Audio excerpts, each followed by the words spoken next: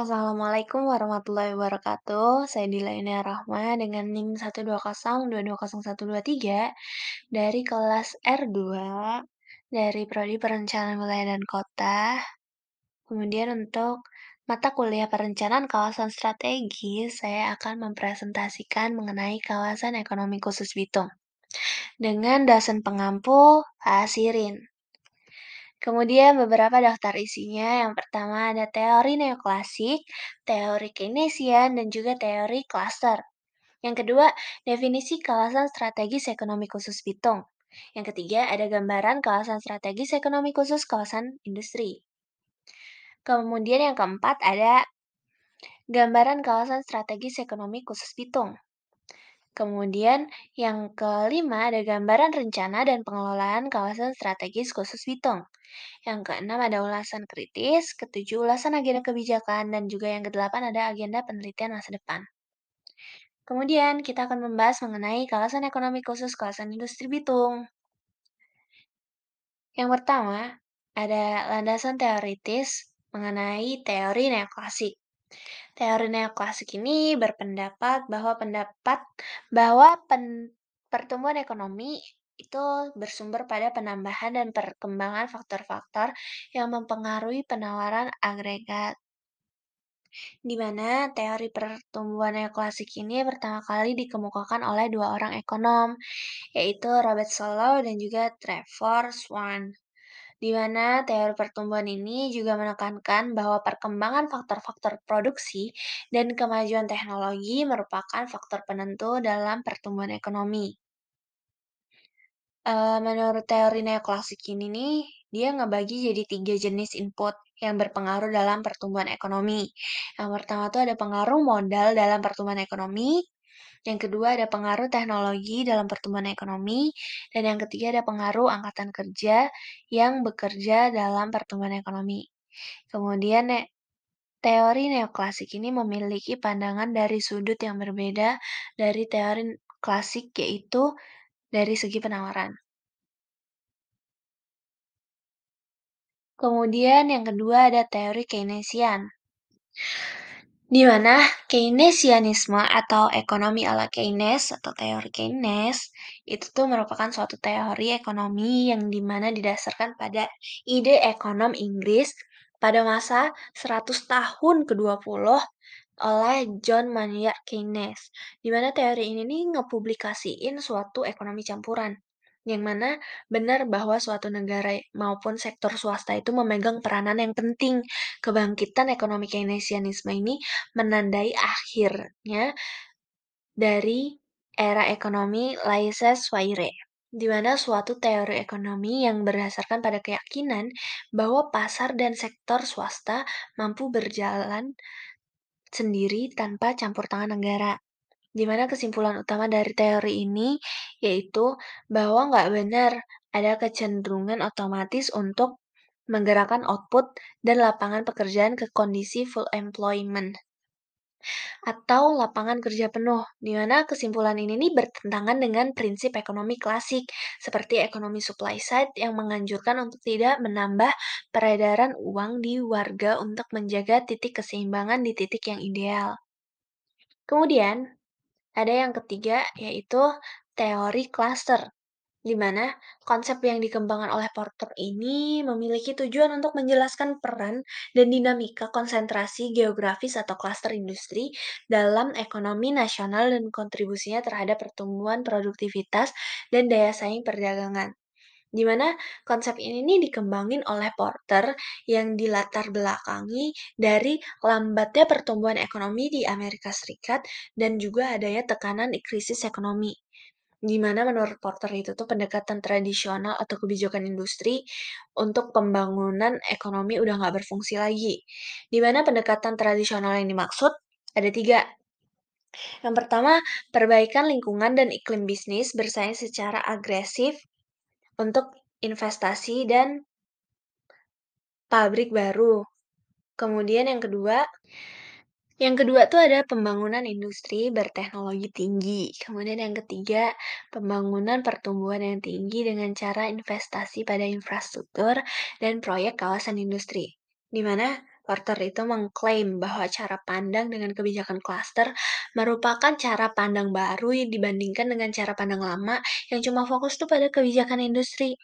Kebijakan industri dianggap tuh melemahkan kompetisi, sehingga dapat melemahkan kemampuan produktivitas dan inovasi industri.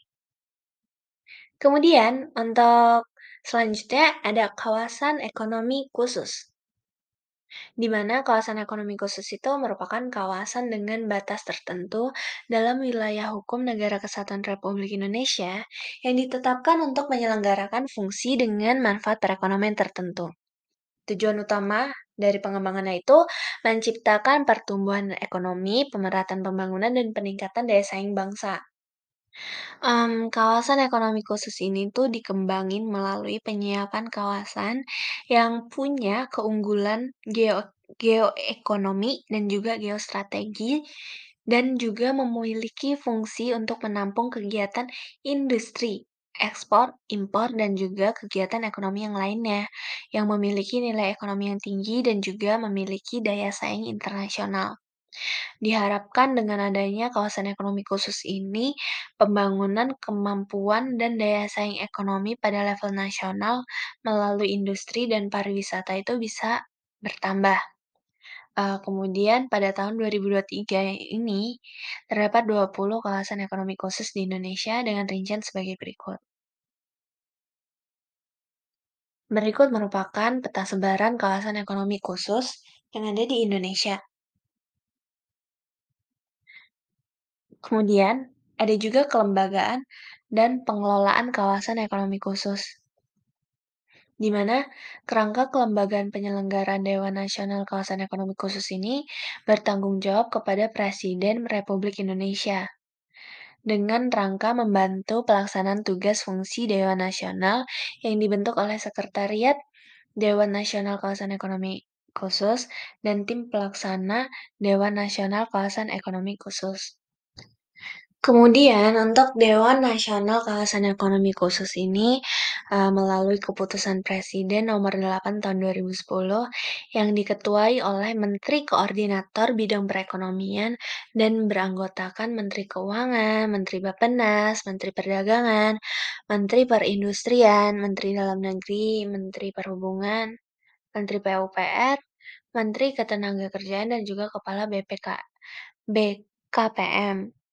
Untuk di tingkat provinsi, kawasan ekonomi khususnya ini dibentuk oleh Dewan Kawasan Ekonomi Khusus.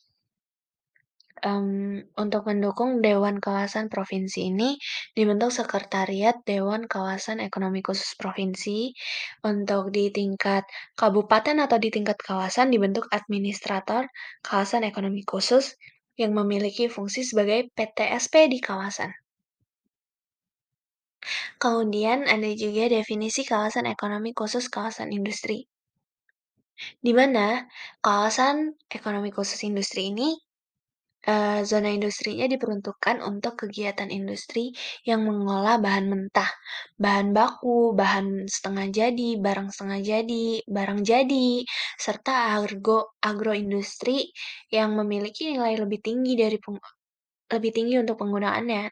Termasuk juga kegiatan rancang bangun dan perekayasa industri, baik untuk diimpor maupun diekspor. Kemudian untuk kawasan ekonomi khusus ini diharapkan dapat menciptakan keterkaitan yang kuat dan sinergi, baik dalam subsektor kecil maupun industri yang besar menengah dengan berbagai sektor ekonomi yang lainnya. Kemudian, kawasan ekonomi khusus ini bisa menjalankan perannya sebagai sebuah rantai pasok. Kemudian wilayah yang ditetapkan sebagai kawasan ekonomi khusus industri ini, dinilai berdasarkan keunggulan yang dimiliki kawasan tersebut. Ada 2, yang pertama sumber daya alam dan juga yang kedua keunggulan geografis, di mana sumber daya alamnya ini mereka ngelihatnya dari bahan baku. Apakah sumber daya alam itu bisa dijadiin bahan baku ataupun sumber energi bagi kegiatan industri di kawasan ekonomi khusus. Yang mana sumber daya alamnya itu harus bisa diolah dan dimanfaatkan untuk secara efisien, ramah lingkungan, dan juga berkelanjutan. Dan juga kawasan ekonomi khusus ini kalau keunggulan geografis terletaknya pada posisi yang dekat dengan jalur perdagangan internasional atau dekat dengan jalur pelayaran internasional. Kemudian berikut merupakan peta persebaran kawasan ekonomi khusus industri.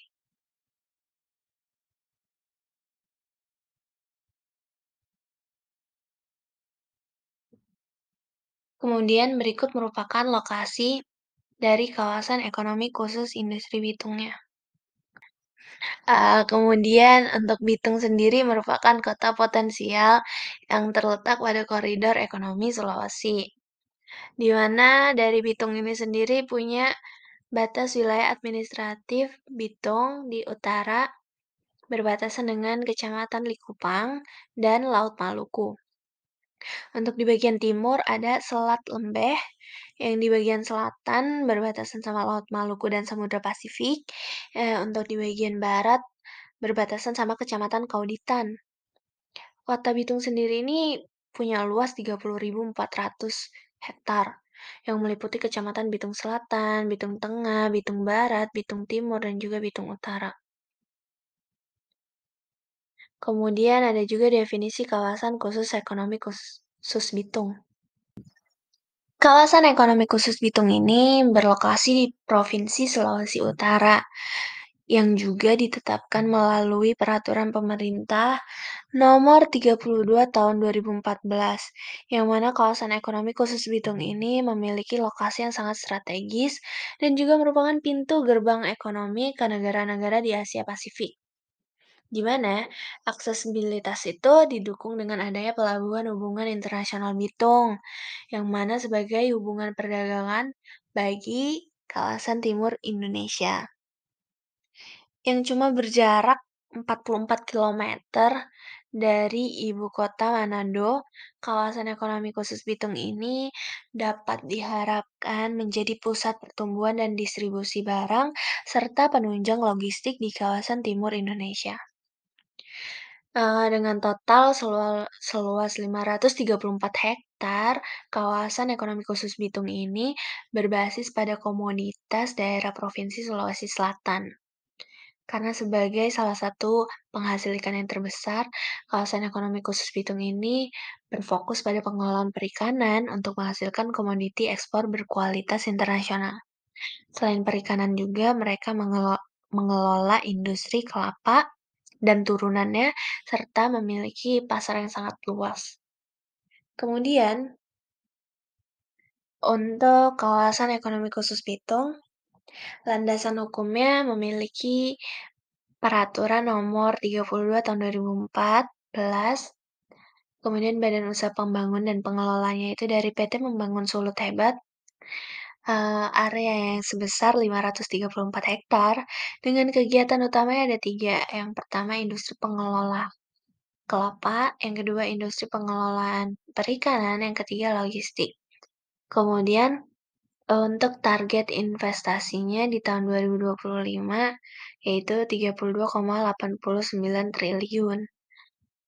Untuk target tenaga kerjanya yaitu 34.710 orang. Kemudian, berikut merupakan tujuan pengembangan kawasan ekonomi khusus Bitungnya.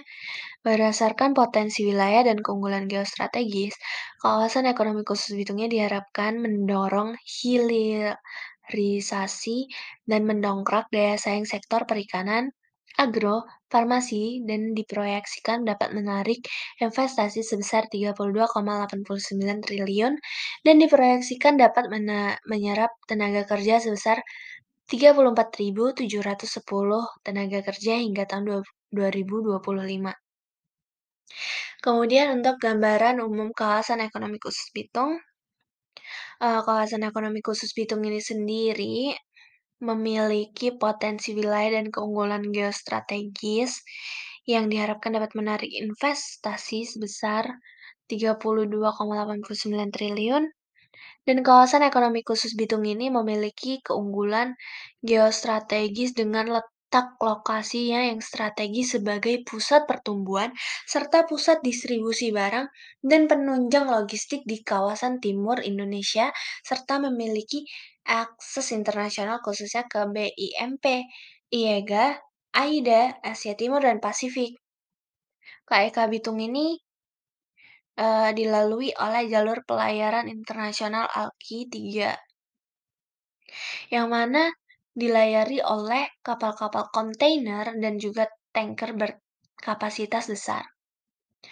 Hal ini nih dapat menunjang juga penetapan Bitung sebagai pusat logistik Indonesia Timur dalam sistem logistik nasional. Berikut merupakan peluang investasi kawasan ekonomi khusus Bitung. Yang dapat diketahui bahwa dari 5 tahun yang terakhir itu, jumlah perusahaan PMA yang berinvestasi di Bitung itu menurun.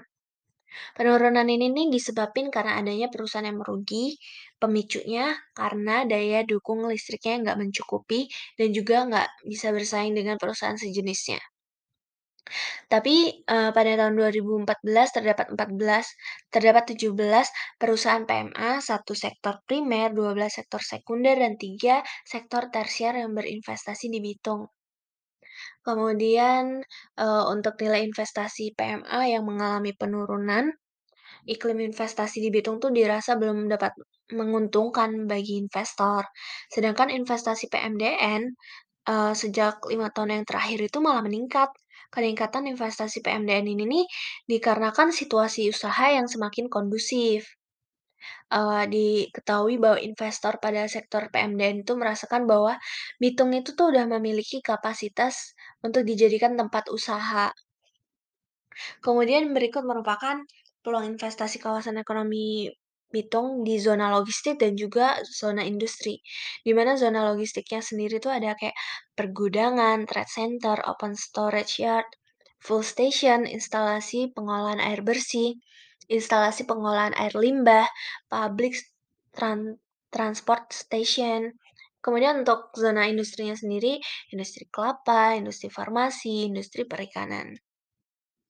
Next, untuk kebijakannya, kebijakan dari kawasan ekonomi khusus Indonesia ini sendiri punya potensi yang kuat, terdiri dari kekayaan alam, penduduk, letak geografis, dan juga sumber daya lainnya.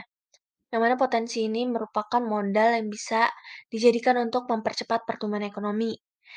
Pemanfaatan potensi ekonomi ini harus dikelola secara kondusif dengan menggunakan strategi yang tepat untuk menjaga keberlanjutannya. Kemudian, kebijakan pengaturan kawasan ekonomi khusus ini terkadang terkandung dalam pasal 31 ayat 1 Undang-Undang Nomor 25 Tahun 2007 tentang penanaman modal, di mana salah satu naskah resmi rujukan lahirnya Undang-Undang Nomor 39 Tahun 2009, pasal 31 ayat 1 Undang-Undang Nomor 25 Tahun 2007, Pasal 1 untuk mempercepat pengembangan ekonomi di wilayah tertentu yang bersifat strategis bagi pengembangan ekonomi nasional dan untuk menjaga keseimbangan kemajuan suatu daerah ditetapkan dan dikembangkan kawasan ekonomi khusus. Kemudian kebijakan pengusulan pembentukan kawasan ekonomi khusus Bitung ini sendiri dilakukan sesuai ketentuan pasal 4 Undang-Undang Nomor 39 Tahun 2009 dan pasal 7 Peraturan Pemerintah Nomor 2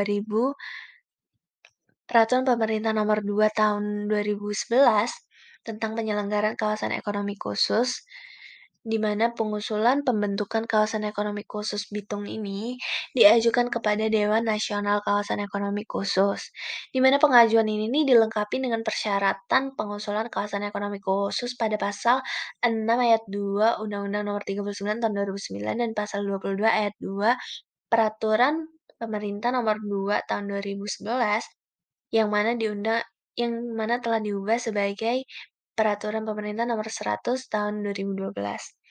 Di mana persyaratan yang udah dilengkapi itu, maka Dewan Nasional Kawasan Ekonomi Khusus itu tuh menyetujui pembentukan kawasan ekonomi khusus Bitung dan mengajukan rekomendasi penetapannya kepada Presiden. Dengan ketentuan Bitung ini dijadikan kawasan ekonomi khusus Bitung dan disikapi pemerintah dengan menerbitkan Peraturan Pemerintah Nomor 32 Tahun 2014. Berikut merupakan peta rencana kawasan ekonomi khusus Bitung yang berada di lokasi Kota Bitung, Provinsi Sulawesi Selatan, berdekatan dengan Kota Manado-nya dan juga Bandar udaranya serta pelabuhannya, kawasan ekonomi khusus Bitung ini terletak di tempat yang strategis. Berikut merupakan master plan-nya, yang juga terdiri dari ruang terbuka hijau, area alternatif, fasilitas non-industri, fasilitas pendukung, fasilitas sosial, dan lain sebagainya. Kemudian ada juga rencana pengembangan infrastruktur, di mana potensi geostrategis yang dimiliki Bitung ini nih diyakini telah terintegrasi dengan konsep pengembangan kawasan pengembangan ekonomi terpadu Manado Bitung. Di mana jaringan tol Manado Bitung ini dan juga pelabuhan hubungan internasional Bitung ini, infrastruktur jalan tol Manado Bitung dibangun untuk 3 tujuannya. Yang pertama meningkatkan pengembangan wilayah sepanjang jalan tol, menunjang pengembangan ekonomi terpadu, dan juga yang ketiga, mendukung pengembangan pembangunan IHP Global Hubungan Bitung dan Bandara Internasional Sam Ratulangi. Di mana pembangunan infrastruktur IHP ini tuh diarahin sebagai gerbang utama perdagangan Bitung. Hal ini nih dilakuin buat ngurangin ketergantungan di pelabuhan yang ada di Jawa. IHP ini diharapin tuh jadi pintu masuk dan keluarnya barang wilayah domestik maupun luar negeri, dan juga dijadiin sebagai pelabuhan komplementer untuk bagian timur, pelabuhan yang bebas alternatif. Keterpaduan pembangunan prasarana, baik dari darat, laut, dan udara ini nih, dapat mendukung penyelenggaraan transportasi antar moda dalam penyediaan pelayanan angkutan yang berkesinambungan. Next, merupakan peta rencana pengembangan infrastruktur, yang mana udah tersedia dan beroperasinya gardu induk Tanjung Merah dalam industri lokasi kawasan ekonomi khusus Bitung. Yang kedua juga udah tersedianya fasilitas jalan masuk ke kawasan dan gedung perkantoran. Kemudian berikut juga masih peta rencana pengembangan infrastruktur, yang mana pembangunan jalan tol Manado Bitung 39 kilometer, yang target penyelesaiannya itu pembangunan fisik tahap 1 sepanjang 13,5 kilometer tahun 2018. Juga udah tersedianya Jalan Nasional Manado Bitung 40 kilometer. Terus tersedianya Jalan Nasional Girian Kema kurang lebih 85 kilometer, dan juga tersedianya Pelabuhan Bitung untuk bandara, dan juga tersedianya Bandara Sam Ratulangi. Tersedianya IPA Tendeki dan juga penyediaan jaringannya, dan juga pembangunan IPA Pinokalan dan juga jaringannya, serta rencana pembangunan bendungan Kuil yang selesai pada tahun 2019. Berikut merupakan insentif dari kawasan ekonomi khusus Bitung, di mana insentifnya ini nih ada terbagi jadi dua, fasilitas yang fiskal sama yang fasilitas non-fiskal. Di mana insentif yang fasilitas fiskal, uh, sebagian ada berikut nih. Sebagian berikut ada PPH, pajak penghasilan, pajak bumi dan pembangunan, bea masuk, bea cukai, PPN, pajak pertambahan nilai, pajak penjualan atas barang mewah, PPN BM. Kemudian untuk insentif fasilitas yang non-fiskal, itu tuh ada dari dukungan Pemda, kemudahan dan keringanan imigrasi bagi orang asing pelaku bisnis, kemudian untuk memperoleh hak atas tanah dan pembebasan lahan, daftar negatif investasi tidak diberlakukan, dan juga yang terakhir kemudian perizinan.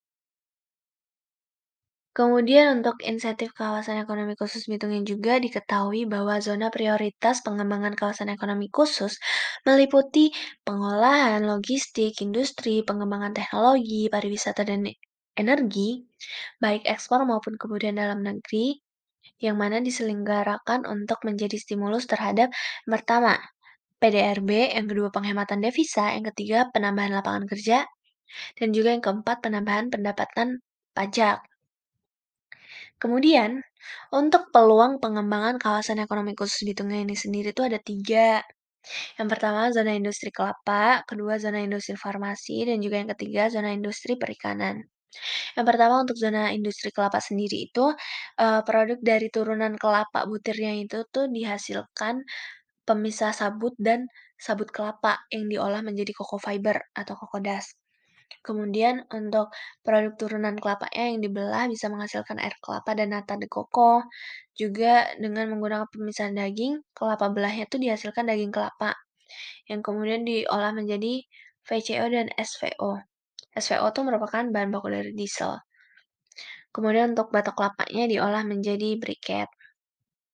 Untuk zona industri farmasinya ini sendiri, di Bitung ini sendiri, di kawasan ekonomi khusus Bitung, dibangun tuh masih menjadi kawasan industri farmasi pertama di Indonesia Timur, yang mana industri farmasi ini mengolah beberapa bahan baku alami, seperti daun nilam, kelapa, sagu, cengkeh, dan buah-buahan lainnya. Kemudian yang ketiga, zona industri perikanan ini dibagi jadi dua, yang pertama, produk perikanan hulu. Yang kedua juga produk perikanan hilir. Untuk produk perikanan hulu, seperti ikan, moluska, krustasea, itu tuh bisa dikonsumsi langsung melalui bahan baku untuk industri perikanan hilir. Kemudian untuk produk perikanan hilir, itu tuh diolah melalui industri pengalengan, penggaraman, pengasapan, pembekuan, dan juga untuk dijadikan produk seperti ikan tuna, tongkol, cakalang, yang mana produk ini nih kalau udah diolah menjadi lebih tinggi nilai tambahnya. Kemudian berikut merupakan peta kawasan ekonomi khusus Bitung. Kemudian yang selanjutnya ada usulan kritis dari saya. eh, Beberapa usulan kritis yang bisa saya sampaikan itu mengenai pembangunan kawasan ekonomi khusus Bitung. Potensi dalam merusak lingkungan ini nih dimiliki oleh kawasan ekonomi khusus Bitung sendiri. Bisa merusak lingkungan dan menimbulkan masalah bagi warga. Terlebih itu pada pembangunan ini merupakan master plan percepatan dan perluasan pembangunan ekonomi Indonesia, di mana kendalanya mungkin dirasakan sebagai hambatan ialah permasalahan mengenai pembebasan lahan, di mana hal ini bisa dilakukan sebagai solusinya dengan menggunakan pendekatan kepada masyarakat. Kemudian untuk usulan agenda kebijakan, adanya kawasan ekonomi khusus Bitung ini menumbuhkan perekonomian dengan pesat dan dapat meningkatkan produktivitas masyarakat serta meningkatkan daya saing di pasar internasional. Sehingga kawasan ekonomi khusus Bitung ini bisa meningkatkan kualitas hidup masyarakat seperti teori klaster yang melakukan pendekatan tradisional dan melakukan pembangunan industri. Kemudian untuk agenda penelitian masa depan, menurut saya usulan dari agenda penelitian di masa depan dengan menggunakan judul penelitian implementasi kebijakan pada kawasan ekonomi khusus Bitung. Berikut merupakan daftar pustakanya. Sekian presentasi dari saya, Dilenia Rahma, NIM 120220123 dari kelas R2. Pamit undur diri. Apabila ada kesalahan, saya mohon maaf. Wassalamualaikum warahmatullahi wabarakatuh.